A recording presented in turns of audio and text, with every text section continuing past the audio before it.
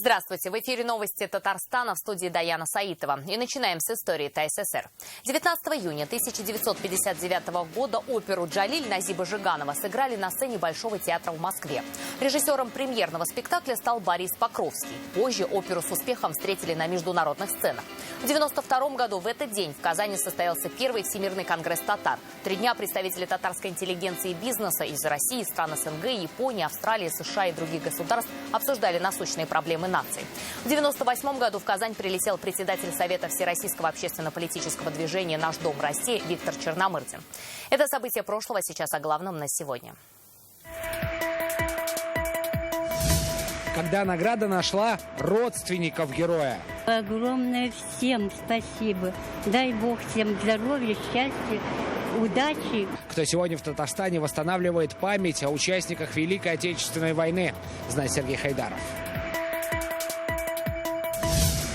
2 полоски – это хорошо. Это как смесь глюкометра, когда нужно уколоть пальчик и получить капельку крови, и теста на беременность. Казанские ученые на финишной прямой разработки экспресс-тестов на антитела к коронавирусу. В чем преимущество системы, знает Наталья Мезина. Полная готовность. Хотела, чтобы моя дочь училась в этой школе, потому что видно, какая она современная. Школу с уникальным дизайнерским решением в республике среди первых увидела Юлия Муратова. Специальные кабинки для голосования и паспорт на дистанции. Приспустите, пожалуйста, маску. По маршруту избирателя прошелся Салават Мухаммадулян. С новым составом кадрового резерва президента Татарстана встретился сегодня Рустам Минниханов. Проект «Кадровый резерв» реализуется в республике уже 7 лет. В этом году резервистами стали 22 человека. С каждым годом в нем все больше представителей реального сектора экономики. Все резервисты распределены между 8 наставниками из числа руководства Татарстана. Совместно они разработают проекты, направленные на социально-экономическое развитие республики. В этом году они касаются реализации национальных проектов. Проект должен быть приземленный на решение какой-то задачи. Я бы попросил вас постараться сделать такую работу, которая была бы для нас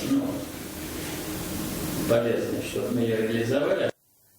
Поддержали единогласно. Сегодня участники 8-го съезда Республиканского общественного движения «Татарстан. Новый век» поддержали кандидатуру Рустама Минниханова для выдвижения на должность президента Республики Татарстан. Кандидатура действующего лидера республики была предложена председателем Высшего совета ТНВ, председателем Государственного совета Татарстана Фаридом Мухамедшиным. Нам нужен сильный лидер, знающий возможности республики, пользующийся доверием и авторитетом наших граждан. Таковым является Рустам Нургалиевич Минниханов. Мы его поддержали на партийной конференции, мы его кандидатуру поддержали и сегодня на съезде движения. И будем обращаться к людям, чтобы он получил наивысший балл поддержки, опираясь на который и дальше занимался развитием нашего родного Татарстана.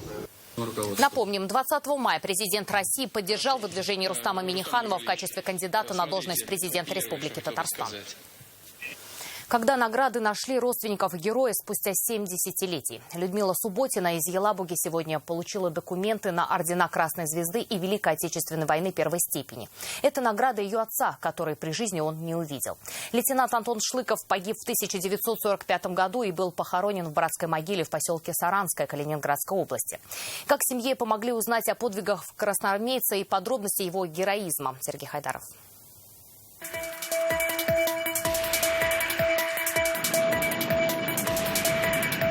Как добрались?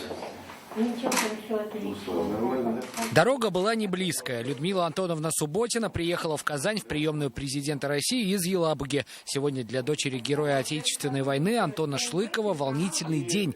Из рук военного комиссара Сергея Погодина она получает наградные листы орденов Красной Звезды и Отечественной войны. О своем папе Людмила Антоновна знает немного. Дочь увидела отца только когда он, получив ранение, вернулся ненадолго домой. После ранения был дома немножко, на побывку приходил. Ну вот после этого он уехал и в Калининградской области уже там сильный был бой. Согласно документам, тогда в январе 45-го лейтенант Антон Шлыков со своим взводом в бою за город Рогнит уничтожил 45 немецких солдат и офицеров. Еще 5 взял в плен. На следующий день уничтожили 10 солдат и 3 ручных пулемета. Этот бой стал для Антона Шлыкова последним. Мы нашли, значит, и его тоже, его боевой путь. И, соответственно, состыковав это все с архивом, послали запрос, и нам пришли, соответственно, в республику этих 2 удостоверения. Как вручали эти удостоверения, сегодня по видеосвязи из Екатеринбурга увидел командующий войсками Центрального военного округа Александр Лапин. Поздравил и спросил, чем может помочь семье героя. Не надо нам ничего, все, слава Богу.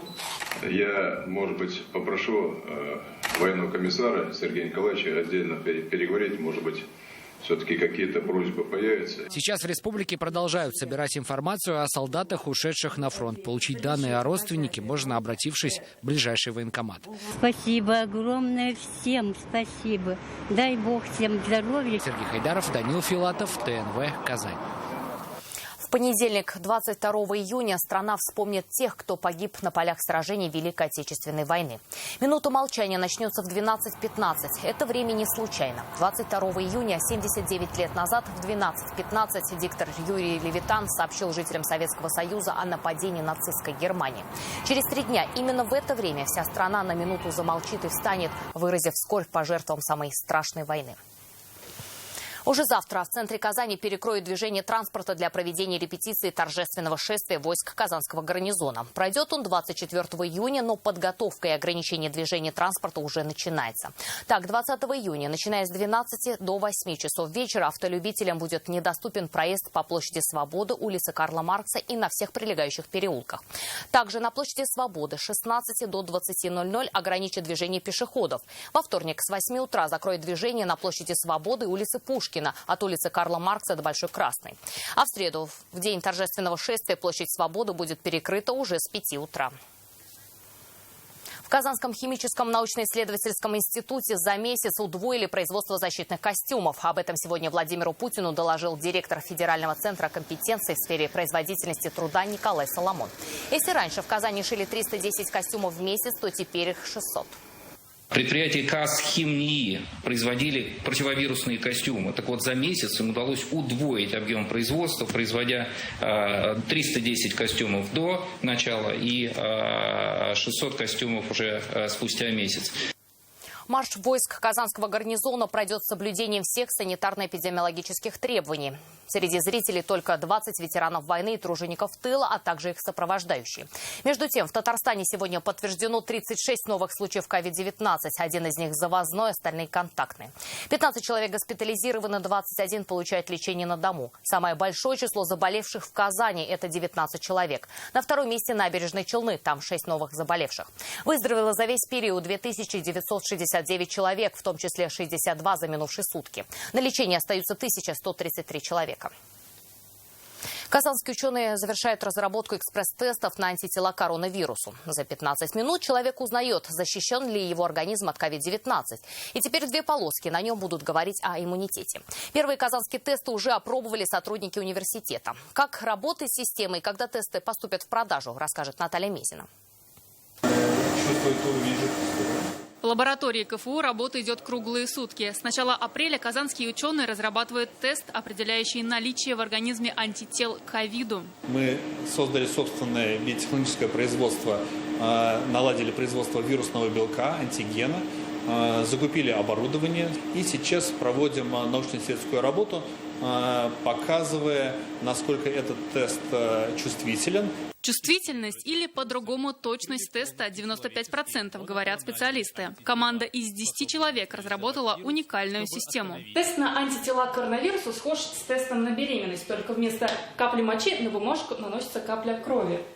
Одна появившаяся полоска означает, что тест сработал, но антител у человека нет. А 2 полоски значит, что организм имеет антитела и выработал иммунитет. Так всего за 15 минут можно понять, защищен ли человек от коронавируса. В лаборатории КФУ «Казанское экспресс-тестирование» провели уже на 1000 сотрудниках университета, и есть положительный результат. Кроме того, сейчас ученые проводят классические тесты в стандартных иммунолабораториях. Проверяют медиков РКБ и поликлиник, но эта проверка занимает несколько часов. Казанский университет тестирует на наличие антител и определяет, этот пациент, переболевший, может стать донором плазмы или не может. И плазму от этих переболевших больных уже на базе республиканских клиник применяется для лечения тяжело больных пациентов. По словам ученых, коллективный иммунитет, например, в Москве равен только 10%. Когда цифра достигнет 50%, ограничения можно будет отменить. Ранее такие экспресс-тесты появились в Китае. Казанская лаборатория планирует, что после клинических испытаний в сентябре разработка может поступить для продажи в аптеке. Наталья Мезина, Рамзиль Гарипов, ТНВ, Казань. Наши коллеги из программы «7 дней» на этой неделе вновь отдадут должное работе персонала инфекционных госпиталей и посвятят большую часть программы Дню медицинского работника, что будет отмечаться в это воскресенье. Интерес к теме был подогрет нашумевшим репортажем о работе одного из госпиталей Казани, который был показан в прошлое воскресенье в 7 днях. Количество просмотров и комментариев побило все возможные региональные телерекорды. Журналисты программы постараются ответить на вопрос, что теперь делать, понимая, что угроза еще существует. Будут и хорошие новости. Героиня прошлой программы Анастасия Чернышова на днях выписалась из больницы. Она вылечилась от инфекции и знает, кому сказать спасибо. На самом деле, я, во-первых, хочу поблагодарить персонал больницы, потому что то, что они делают каждый день, начиная от врачей, заканчивая санитарками, медбратьями, медсестрами, это действительно герои. Прокурор Татарстана Ильдус Нафиков в понедельник, 22 июня, отправится в Набережные Челны, чтобы лично узнать о ситуации в здравоохранении. Подробности читайте в интернет-газете «Реальное время». Под угрозой сегодня находится и бизнес ряда предпринимателей. Они платят аренду в одном из крупных торговых центров, при этом не работают уже около 3 месяцев. Кто-то со скидкой, кто-то полностью. Подход индивидуальный. Кто не согласен с условиями, пытались выйти на переговоры с арендодателями в Торгово-промышленной палате республики. Но представители арендодателя навстречу не пошли. Если выход, расскажет Салават Мухаммадуллин. Доходов нет, а счета выставляются в полном объеме. В такое положение попали больше десятка арендаторов одного из казанских торговых центров. У Татьяны Калинкиной в комплексе свой магазин одежды. По ее словам, арендодатель предложил ей скидку в 25% и рассрочку за аренду в период действия ограничительных мер. Она хочет снизить платежи ровно наполовину. Это значит, что мы накапливаем, умножаем эту сумму на 15 месяцев. Соответственно, ее потом нужно будет отдать. То есть это накопление долгов. А там речь не о 100 тысячах. Даже не о 200, даже не о 300. У Анны Ахмеровой ситуация схожая. Девушка – владелец так называемого островка в торговом центре. Ее точка не работает с конца марта. При этом счета за апрель и май пришли в полном объеме. Арендодатель требует с нас во время простоя 100% арендную плату.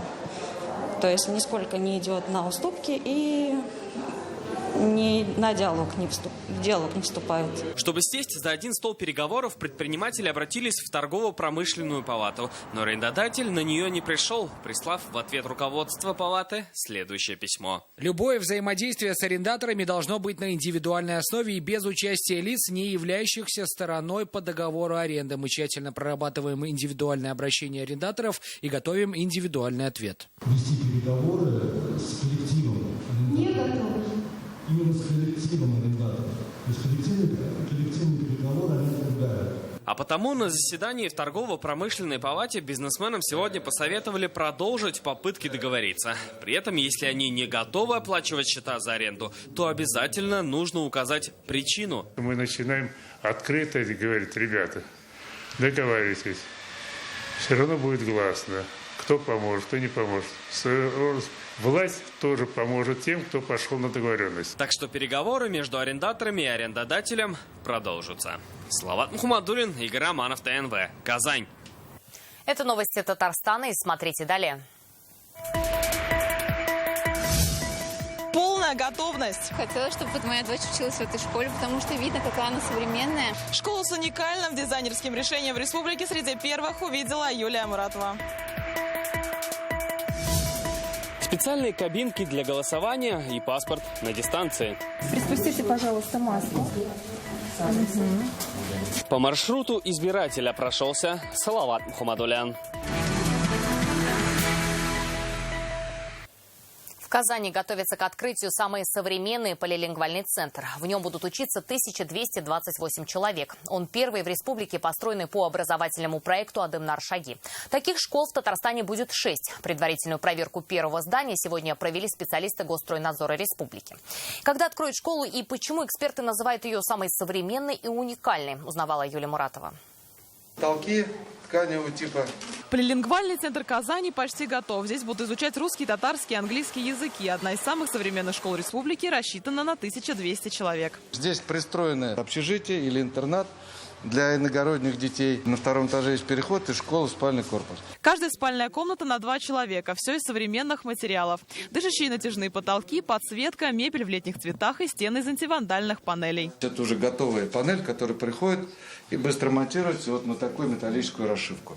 То есть высокая очень износостойкость, ремонтопригодность. Вот такой амфитеатр появится в каждом корпусе. На каждом ярусе будут располагаться специальные комфортные сиденья с подушками, где можно будет не только прилечь и отдохнуть, но и провести время с пользой. Ведь прямо перед сиденьем будет располагаться специальная творческая площадка под театральные спектакли. Здесь необычно все. В стенах будут находиться специальные капсулы, где можно уединиться, например, с книжкой. Вместо лестниц – горки. Все, чтобы снизить эмоциональную нагрузку учеников. Вот горка, и мы можем отсюда проехать сюда и сюда спуститься. Фасад самого здания из цветного стекла тоже должен радовать глаз. Снаружи школу оценили уже и местные жители. Мы наблюдаем, как эта школа строится уже в течение 2 лет. Очень бы хотелось, чтобы моя дочь училась в этой школе, потому что видно, какая она современная. Мне очень нравится эта школа. А вот на соответствие всем нормам проверку сейчас проводят специалисты Госстройнадзора. То есть, если он, допустим, визуально видит, что какая-то часть фасада имеет какие-то отклонения, да, видимые уже.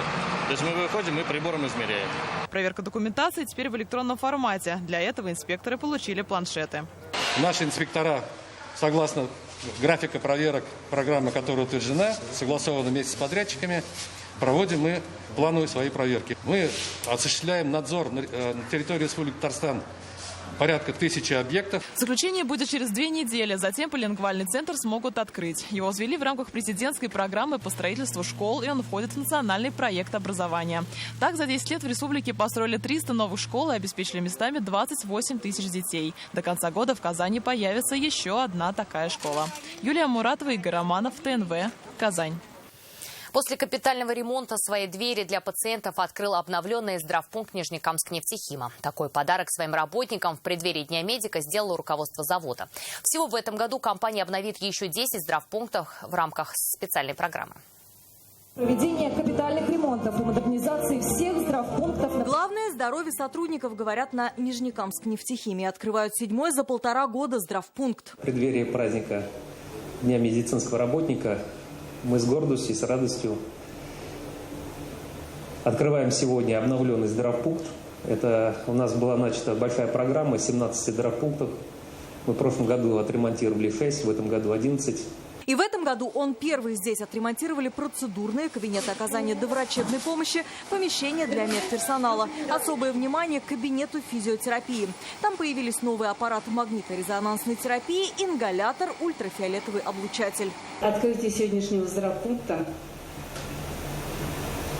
оно подтверждение того, что работа наша продолжается, она непрерывна, что мы развиваемся и продолжаем движение вперед. А медперсонал в благодарность получил 6600 комплектов защитной медицинской одежды. С предстоящим праздником врачей поздравили по видеосвязи и представители страховых компаний. На самом деле я хочу пожелать вам, чтобы в вашей компании никто не болел, чтобы все были здоровы, здоровы ваши семьи, ваши близкие. Такая модернизация – это часть большого социального проекта завода. Здравпункты обновляют в рамках специальной корпоративной программы. Алия Хайрудинова, Юлия Муратова, Юлия Бурмистрова, ТНВ, Нижнекамск. Маски и перчатки выдают при входе, паспорт смотрит на расстояние, а выход с другой стороны. На избирательных участках республики идут последние приготовления к приему избирателей. Напомним, голосование по поправкам в Конституцию страны пройдет с 25 июня по 1 июля. Можно ли будет сделать выбор при повышенной температуре и какими будут конверты для голосования? По маршруту избирателя сегодня прошел Салават Мухаммадуллин.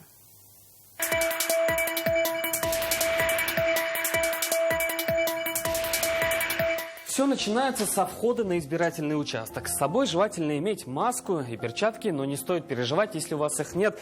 Здесь вам защитные средства должны выдать. А сейчас обработаем руки. Спасибо. При входе у вас сразу же меряют температуру и обрабатывают руки. При этом, если у вас повышенная температура тела, то для таких избирателей есть специальная комната для голосования. Если же все нормально, то проходим дальше. Здесь вы видите расположена разметка, которая как раз мы ее с гарантией этого расстояния 1,5-2 метра по нормативу. Чтобы получить бюллетень, нужно подойти к члену избирательной комиссии, при этом сохраняя безопасную дистанцию. Показываем паспорт. Спустите, пожалуйста, маску. Ага. Сейчас я ставлю галочку. Вам нужно будет расписаться о получении бюллетеня. Спасибо большое. Контакты максимально ограничены. К тому же все члены комиссии предварительно проходят тест на ковид. Принимать избирателей они будут целую неделю с 25 июня по 1 июля. Мы будем работать на протяжении всей недели. Маски и перчатки будем менять каждые 2-3 часа. В принципе, нет ничего сложного в этом. В принципе, мы уже готовы приступать к процедуре голосования. В кабине для голосования избиратель будет один. При этом место проветриваемое. Заполненный бюллетень опускается в урну. Также безопасно можно будет проголосовать и не выходя из дома. Пакет вешается на ручку двери. Член участковой комиссии отходит на расстояние 1,5-2 метра. Голосующий забирает этот комплект, расписывается, голосует и возвращает бюллетень в этот ящик, который будет стоять около двери. После того, как опустили бюллетень в урну, покидаем участок через отдельный выход. Сделано это для того, чтобы не пересекаться с теми, кому еще только предстоит проголосовать. Салават Мухаммадуллин, Александр Лобанов, ТНВ, Казань. Около 12 тысяч наблюдателей зарегистрированы в республике для контроля за ходом общероссийского голосования по поправкам в Конституцию.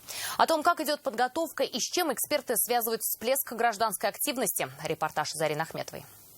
Мы сейчас не способны обеспечить должный уровень безопасности при посещении торговых центров, но способны обеспечить при посещении избирательных участков. Так на вопрос многих жителей страны отвечают эксперты. Появилось мнение, что проведение голосования из-за большого количества людей может привести к новой волне заражений. Специалисты успокаивают, меры, разработанные для участков, обеспечат полную безопасность. Избирательные участки, на мой взгляд, станут самыми безопасными местами в нашей стране с точки зрения заражения людей коронавирусом. Понятно, что не считая их домов и квартир. И исходя из этого, конечно же, заразиться во время голосования гораздо сложнее, чем, скажем, заразиться в магазине. А вот прозрачность процесса обеспечат наблюдатели. В республике на сегодня их почти 12 тысяч. 25% из них – молодежь. Это представители партии, общественники, НКО. Эксперты считают, период самоизоляции заставил активизироваться гражданское общество. К наблюдению нас обязывают на всех этапах, и на выездах, и на домашнем голосовании, и в шатрах, и в автобусах. Кстати говоря, в республике будут и такие участки для удобства избирателей созданы. Есть доверие между властью и гражданами. А если есть доверие, то значит хорошо работают общественные институты, и поэтому Татарстан, конечно, мне кажется, на первом месте по работе инициативных общественных организаций. 24 числа по 1 июля там должна пройти в каком-то смысле наша гражданская деятельность. Кто мы такие, как граждане Российской Федерации? Может быть, какие-то поправки не нравятся. Да ради бога, придите и проголосуйте против этих поправок, но вы будете вспоминать, что вы 1 июля голосовали, и вы тем самым получили статус гражданина. Уверен, что в Татарстане, как всегда, все лучше, чем у других. Интерес огромный. То есть люди осознают, что это не простые не очень простое голосование. Это голосование не за человека, это голосование не за партию, это голосование за основной закон нашей страны. Также, по мнению экспертов, это последнее бумажное голосование. С развитием цифровых технологий должен меняться и подход к этой процедуре. Причем они не исключают вероятности, что через некий период времени ответить «за» или «против» можно будет и через социальные сети. Зарина Ахметова, ТНВ, Татарстан.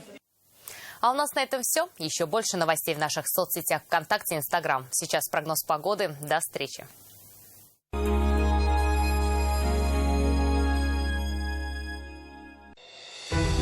Мои родители прошли всю Великую Отечественную войну. Отец закончил войну в Берлине, а мама в далеком Халкинголе. И я буду голосовать за те поправки Конституции, которые не дадут и шанса исказить нашу историю, попрать память о наших героях, глумиться над могилами моих предков. Важно прийти и проголосовать.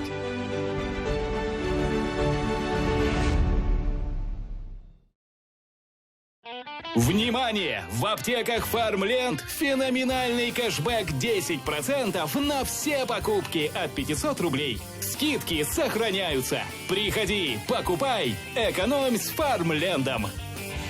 Автоцентр «Марка» снижает цены, чтобы вы не снижали скорость. Весь июнь Datsun от 387 900 рублей. Подарки каждому. Звоните 4 пятерки, 3 семерки. КПК «Агрорусь». Здесь ваши сбережения растут пайщиком до 9,9% годовых. Можно все проценты сразу. 550-82.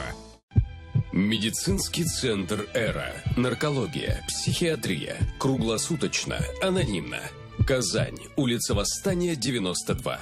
Сенсация! Покупай сейчас и получи скидку 20% для покупок с 20 июня. Скидка суммируется со скидкой дня. Ждем всех на Читаева, 58Г, второй этаж. На предприятии «Челны Кировец» полностью переберут ваш трактор, заменят износившиеся узлы и агрегаты. Предприятие «Челны Кировец» легендарному трактору вторую жизнь. Фабрика «Про Антикризис». Бесплатная программа для предпринимателей от Министерства экономики Республики Татарстан. Адаптируйте бизнес к новым условиям. Регистрируйтесь на bizfabrika.ru. ТНВда акция Made in Татарстан. Татарстанда эшләнгән.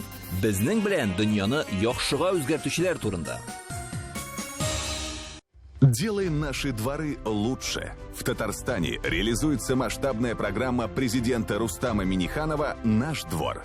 Почти 7 тысяч дворов по всей республике будут благоустроены.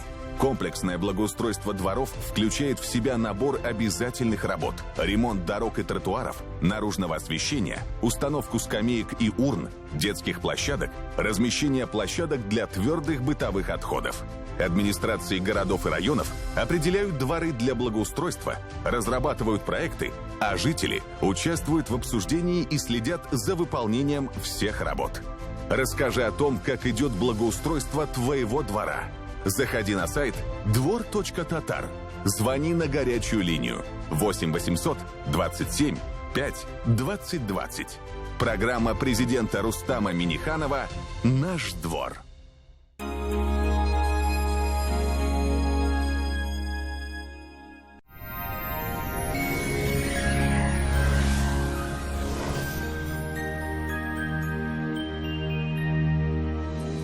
Здравствуйте! В субботу ожидается изменение в погодных процессах. Какие именно, узнаем через несколько секунд. Создайте свою уникальную, продуманную до мелочей кухню вместе с Данил Мастер. 3D-проект кухни, доставка и установка в подарок. Звоните 2-167-166. Казань, Восстание, 23. Данил Мастер ценит каждого клиента. По данным сервиса Яндекс.Погода, в Бугульме, Бавлах и Азнакаево будет малооблачно и жарко днем. Плюс 24-25 градусов. К вечеру станет прохладнее. В Набережных Челнах, Нижнекамске и Елабуге ожидаются осадки в виде дождя и плюс 25. В Агрызе, Менделеевске, Актаныше местами пройдут дожди, не исключены грозы, плюс 22-25 градусов. К вечеру погода начнет меняться, станет прохладнее до плюс 10-11 градусов. В Арске, Кукмаре и Балтаси, несмотря на дожди, будет довольно тепло, плюс 22-23 градуса днем. Жарко и душно в Болгаре, Дрожжином и Буинске плюс 27. В дневное время прогнозируются дожди, а к вечеру понижение температуры. В Альметьевске, Чистополе и Мамадыше погодные условия начнут меняться уже во второй половине дня. Не обойдется без осадков. Спонсор показа – федеральная сеть медицинских центров «Доктор Ост». Лечение самых сложных заболеваний позвоночника и суставов без боли и хирургического вмешательства. За 10 лет в 10 городах России врачами клиники отменено более 10 тысяч операций. Пациентов с жалобами на боль в спине часто направляют к хирургу. Мне уже удаляли грыжу позвоночника, и снова все повторяется. Направляют на операцию. Что делать? В медцентре «Доктор Ост» уникальный робот помогает вернуть искривленный позвоночник в норму. Грыжа начинает самостоятельно втягиваться на место, освобождая пережатые нерв и сосуды. Боль уходит, возвращается легкость движений. Полгода ипотеки за счет застройщика. Квартиры Акбарсдом. Дом там, где мы. Телефон в Казани 295 77 77. Полгода ипотеки за счет застройщика. Квартиры в Казани от Акбарсдом. Дом там, где мы. Подробности по телефону в Казани 295 4 семерки и на сайте akbars-dom.ru. В Казани небо затянет дождевыми облаками. Ночью около 12 тепла, а днем до плюс 25. Ветер западный умеренный. При дожде порывистый. Атмосферное давление 753 миллиметра ртутного столба. Влажность воздуха 62%. Магнитное поле Земли спокойное. Но изменения в погоде могут стать причиной недомогания. Берегите свое здоровье. На этом наш выпуск завершен. До свидания.